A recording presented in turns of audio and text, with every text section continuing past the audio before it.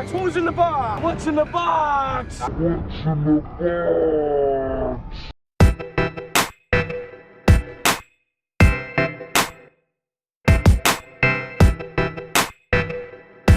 What's up, guys? Big D Wiz, oldschoolstereo.com. Starting a new series of videos here called What's in the Box? What do we have here? 500 watts, bridgeable, MOSFET powered. Oh yes, Majestic MA-695 ISO graphite series amplifier. Let's take a closer look here. On one end you can see two 20 amp fuses, screw down terminals for power, ground, remote, speaker left, speaker right. On the other end we have high level inputs, RCA inputs, level adjustment, 45 Hz 6 dB bass boost, and we have a high pass, low pass, or crossover off. Let's check out a 2003 Orion Blue Book here so we can find out when this amp was made. Here it is, 1997, the MA-695. It says 250 by 2. Interesting. Well, now that we know what year it is, let's get out the car audio and electronics. This will give us some more detailed specs. 200 by 2 is what this one says.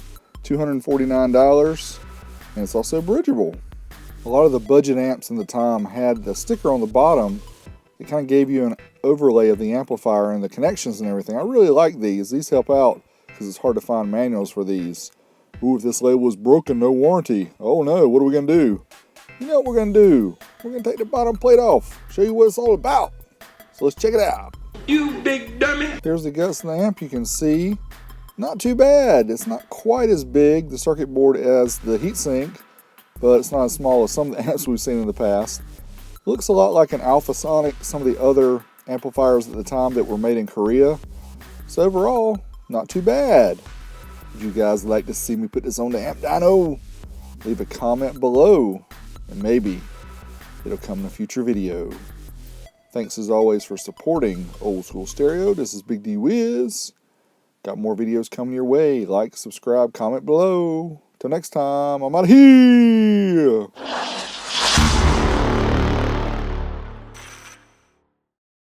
Alright, so this is a useless test. Just me trying to get that 500 watts that's stamped on the amp. This amp is only rated to do 4 ohm loads bridged. This is a dynamic run at 2 ohms. This is kind of like running your engine at red line for a short period of time. Well past the red line actually here. So don't do this at home, friends. This is just for show.